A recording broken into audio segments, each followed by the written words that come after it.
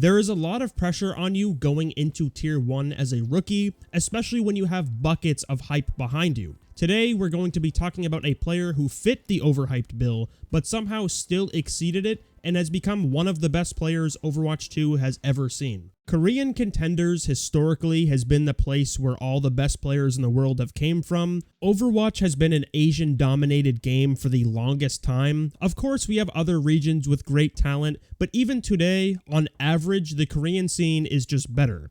O2 Blast in recent years has been where all the eyes stare at, essentially being a talent funnel for orgs to sign good players. They also do something a lot of gamers cannot do and wait for these players to turn 18 and sign them to a team, at least when it came to Overwatch League. That was the minimum age until the final year in 2023 where they changed it to 17. Proper was a part of the fabled O2 Blast roster in 2021 who was exceptional. In Contenders, the three big teams were American Tornado, British Hurricane, and O2 Blast, who competed in separate sections of the world, and sadly we never got to see them go against each other. Fans were just eager to see all of these players join Tier 1. Some of them did disappoint heavily, and others actually performed as expected. Proper fell under the hype umbrella non-stop, to the point Avril was looking like goddamn Paul Heyman, bringing Proper out to the ring, sharing his tales to the world how he is God's gift of a player. When 2022 came, it was the big birthday year, probably the largest influx of talented rookies since 2018. It was fitting since this was the first Overwatch 2 League year, and shocking lots of viewers, these new kids were better than already storied players when they came in. Merit on Houston Outlaws was probably the best Sojourn, right next to Shy. Alpha Yi on Hangzhou Spark was exceptional. Zest on Philly Fusion was looking to be one of the best players in that region, but Proper on the Shock was looking to be the best in the world. Showcasing mostly Genji and Tracer throughout the earlier stages of 2022, the kid was being compared to a Korean Terminator robot designed and programmed to eat through flesh and bone. You could never truly count a fight done unless Proper was dead. His clutch potential to win fights when Shock was down players always made people keep their eyes on him. Regardless of who Proper went against, it didn't matter how storied that team was or the player, Proper just ate them alive. Even to this day, no one truly knows what he was doing on a match-to-match basis. The illegal substances he was taking must have been all-powerful. Proper was just mechanically unbelievable with each hero that was selected, looking to be the best Tracer on Earth, which is not easy considering how hotly contested she is as a character. It takes a very talented player to be running Kevster's shit on Tracer when you're a completely new player to the league. Of course, Proper was storied throughout O2 Blast and Contenders, being absolutely insane on Tracer, Genji, Echo, or whatever else, but even with how much that team won and how hyped Proper was, everyone was still impressed with his performances. As we know, the competition in Overwatch League at the top end was out of this world, so witnessing Proper perform this well is truly awe-striking. Through the source of the Overwatch community's most reliable podcast, Uncoachable, Kosaurus, who was a coach for Shock in 2022, mentioned how they had the idea to play Proper on Zarya. Even last year, I don't know if we played it in a match ever, but we were considering putting Proper on Zarya, and then Striker on Reaper, and Kilo on Sojourn, and just play a full Korean roster. Now, the only reason anything like this would even be a concept in the first place is due to having that much confidence in Proper's play. The fact I thought oh yeah, just stick Proper on Zarya, he'll probably just piss in everyone's mouths anyways, it doesn't matter, he's just the best. That going into a coach's mind is just wild and points to how insane this kid actually was. You had a tank who was clearly capable in playing Zarya in Kaluj, but you'd still have the idea to play Proper on it. I don't need to say anything else, it's just crazy. Proper had a very intimidating presence in the server, to say the least. No one really wanted to go against him after watching the stuff he was doing. And eventually this stemmed outside of his Genji and Tracer picks.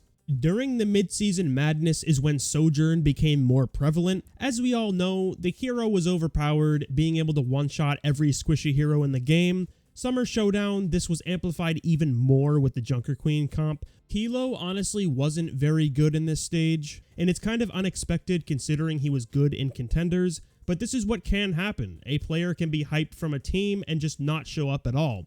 having very hot and cold matches. Sometimes he would do well for himself. Then there were others where Kilo didn't even get kills. Especially during the finals against Dallas Fuel, Kilo wasn't showing up at all. Shock was good in totality though. This team comp relied more on execution rather than pure mechanical skill, so even with Kilo's shortcomings, Shock did get over almost every other team because of their cohesion, and obviously having Proper on Genji helped immensely. If anyone's gonna have lots of impact individually in a mostly team-based meta, it would be Proper. Shock's only problem is how Dallas Fuel was just so good at this comp, or any Hive Mind level comp rather, so Shock fell short in the stage finals. After this, whenever Sojourn needed to be played, Proper grabbed Kilo, tossed him out the window, and locked her in. Striker was also picked up again to fill those holes in of the flex DPS heroes when Proper needed to play Sojourn or Widow, so Kilo never played again. So putting it simply, Proper just stole Kilo's job.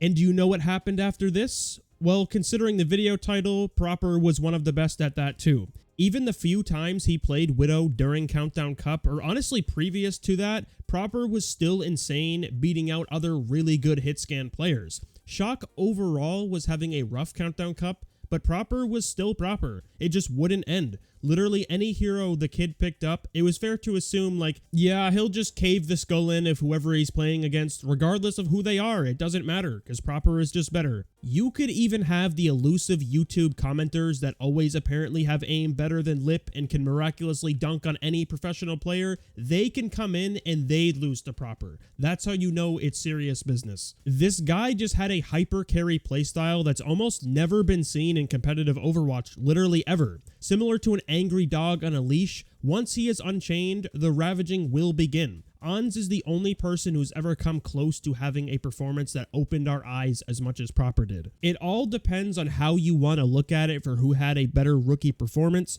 With Ons, actually no one expected him to be as good as he was, no contender success at all, where Proper just lived up to the hype he had in contenders. For reference, to my understanding, the 2021 O2 Blast team was actually having competitive scrims against the Shanghai Dragons, so that goes to show you how good they were. Historically in contenders, Proper was just always one of the best players for many years. At the end of the 2022 regular season going into playoffs, Proper was continuing his MVP campaign for next season. Most of Shock's success can be contributed to how good Proper performed on Sojourn. He seemed to have leveled up even more, somehow. Not to say the rest of the Shock was bad, but Proper Sojourn was a massive difference maker after Shock's loss to Houston.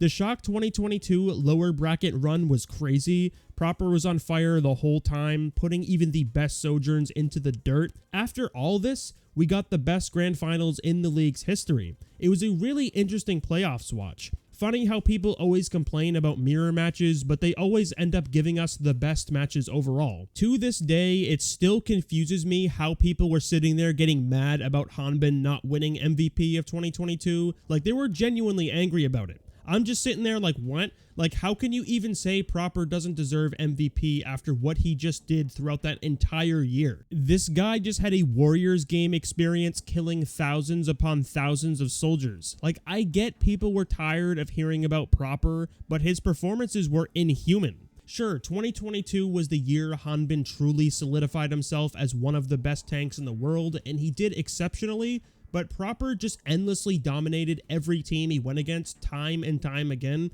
having insurmountable impact throughout the entirety of 2022, regardless of what hero he played, and most important of all, he never got subbed out. Proper was the first and only person to ever get Rookie of the Year, MVP, and Role Star in the same year, and if Shock won Grand Finals, I'm sure he would have gotten Finals MVP as well. Literally anything he played, he was just the best. Going into 2023, the world was ready. We wanted to see more of what Proper could do. The rest of his fabled O2 Blast squadron became of age. Shock signed Junbin, Max, holding on to Finn, also adding Heesung and Vindime to the mix. Some people had them at number 1 seed by default, which was quite absurd if you ask me. I mean, yes, of course Proper was here, but the rest were still unproven for the most part. plus Heesong and Proper's hero pools overlapped, there were some issues we could see at the surface level. I'm not going to go into the nuances of the entire team, that's for a different day, but unexpectedly though, Shock was not good in 2023. They were pretty bad. Whether it was a lack of a leadership figure, which is what I think the problem was, or poor coaching choices like having Max play Junbin's heroes and vice versa,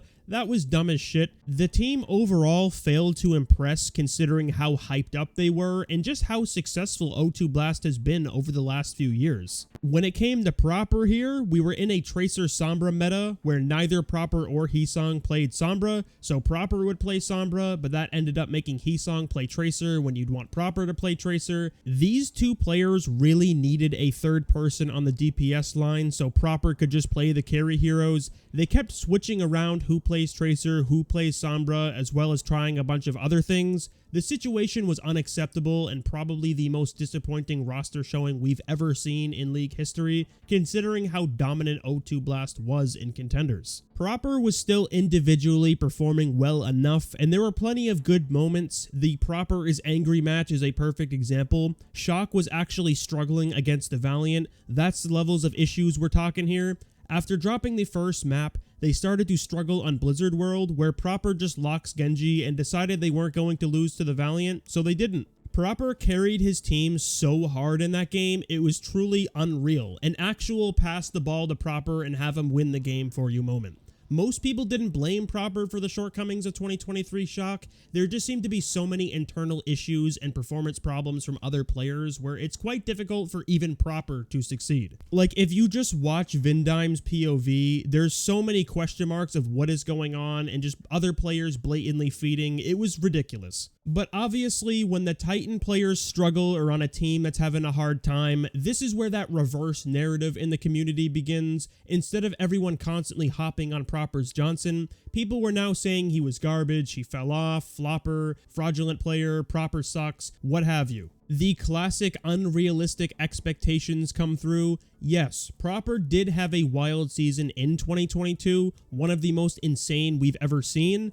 but if you actually watch the matches from 2022, Proper wasn't endlessly killing 4 people every match, every fight. Obviously, he was the best individually and having these insane highlight moments a lot, but some of the matches, Proper was just doing his job well, that being winning an important Tracer 1v1 or just making space for his team, with that capability of dominating the lobby. One thing people do need to learn is how just because someone isn't getting team wipes every second, that doesn't mean they're bad. Proper is still one of the best players on Earth, better than 99.9% of people who played in the league and even currently in Champion Series. In 2023, the kid was still having large amounts of impact relative to his team's performances. It seems people just expected him to constantly kill 4 every fight, never die, never miss a shot, which is just nonsense. A similar thing happened to Ants. If he wasn't annihilating the whole team endlessly, he just sucks or is complete shit, apparently. There's plenty of other people who play competitively that were and are worthy of the dogshit card instead of Proper.